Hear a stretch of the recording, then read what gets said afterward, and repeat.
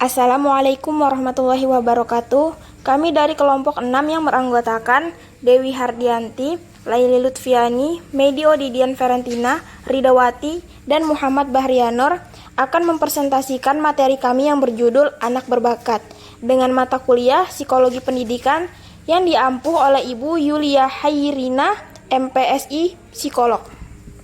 Pokok pembahasan. Yang pertama yaitu pengertian, yang kedua ciri-ciri, yang ketiga penyebab, dan yang keempat adalah upaya penanganan. Anak yang berbakat ialah mereka yang memiliki kemampuan-kemampuan yang unggul, mampu memberikan prestasi atau memiliki kecerdasan yang tinggi, sedangkan keberbakatan harus ditinjau secara multidimensional. Dan menurut Depsdiknas, anak berbakat adalah mereka yang oleh psikolog dan atau guru diidentifikasikan sebagai peserta didik yang telah mencapai prestasi memuaskan dan memiliki kemampuan intelektual umum yang berfungsi pada taraf cerdas, kreativitas yang memandai, dan ketertarikan pada tugas yang tergolong baik.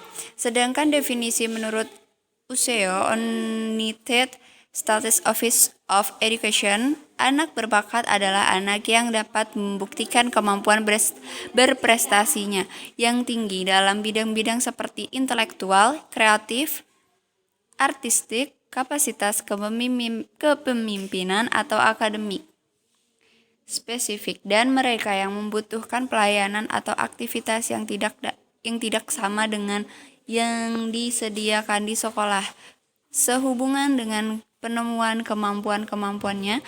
Jadi, keberbakatan dan atau keunggulan dalam kinerja mempermasyarakatkan dimilikinya 3 kluster ciri-ciri yang saling terkait, yaitu kemampuan umur atau kecerdasan di atas rata-rata, kreativitas, dan pengikatan diri terhadap tugas sebagai motivasi internal cukup tinggi.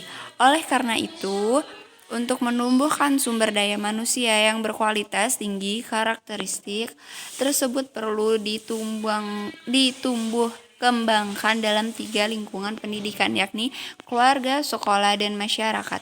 Karakteristik siswa berbakat biasanya mempunyai rasa humor yang cukup tinggi, dapat melihat masalah dari berbagai sudut pandang, dan memiliki kemampuan untuk bermain ide, konsep, atau kemungkinan yang dihayalkan. Ciri-ciri anak berbakat tersebut adalah sebagai berikut. Daya tangkap cepat, memiliki kecerdasan tinggi, mudah memecahkan masalah, pemikiran kritis dan logis, memiliki keinginan tahunan yang besar, berani mengutarakan dan mempertahankan pendapat, aktif, sering bertanya dengan tepat, tekun, teliti, dan teratur dalam belajar, memiliki ambisi untuk berprestasi, mempunyai rasa percaya diri.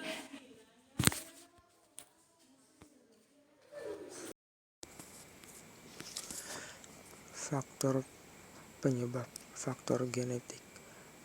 Pendapat para ahli sebagian bahwa menyatakan inteligensi dan kemampuan yang berkualitas adalah diturunkan, dan hal ini kurang dapat diterima di masyarakat yang memandang bahwa semua orang itu terlahir sama.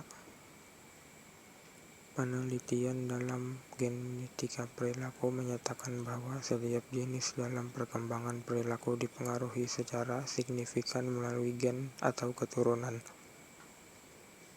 Faktor biologis.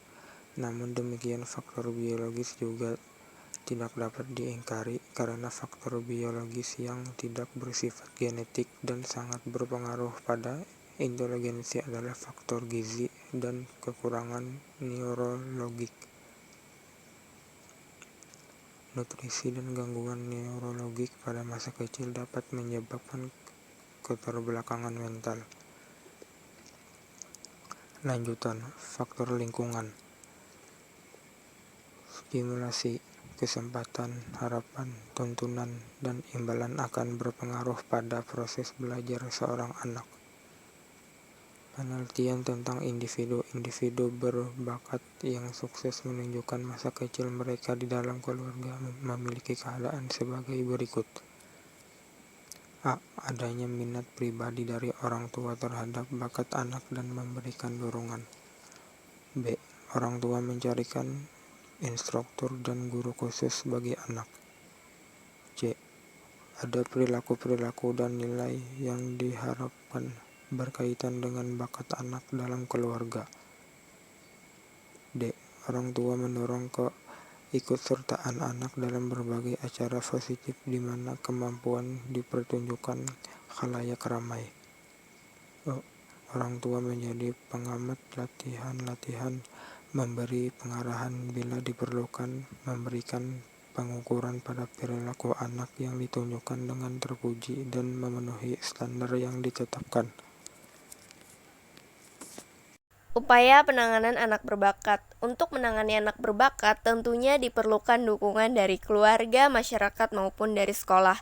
Di keluarga sendiri, orang tua perlu memberikan kebebasan, respek, serta kedekatan emosional untuk anak yang berbakat. Di sekolah sendiri, anak berbakat membutuhkan guru yang tidak sekedar baik, tapi memahami bagaimana cara terbaik dan tepat untuk mendengarkan anak berbakat. Mindel dan Fiskus melaporkan bahwa penelitian anak berbakat dapat bereaksi dengan kemarahan, kebencian, atau kesebalan dengan guru mereka. Ward menyebutkan bahwa anak berbakat memerlukan pendidikan yang berdiferensiasi, yaitu pendidikan yang sesuai dengan minat dan kemampuan intelektualnya. Melalui pengembangan kurikulum yang berdiferensiasi, maka keberbakatan anak akan muncul dengan sendirinya melalui prestasi dan karya-karya mereka. Karakter guru bagi anak berbakat dapat dibagi menjadi 3 kelompok, yakni filosofis, profesional, dan pribadi.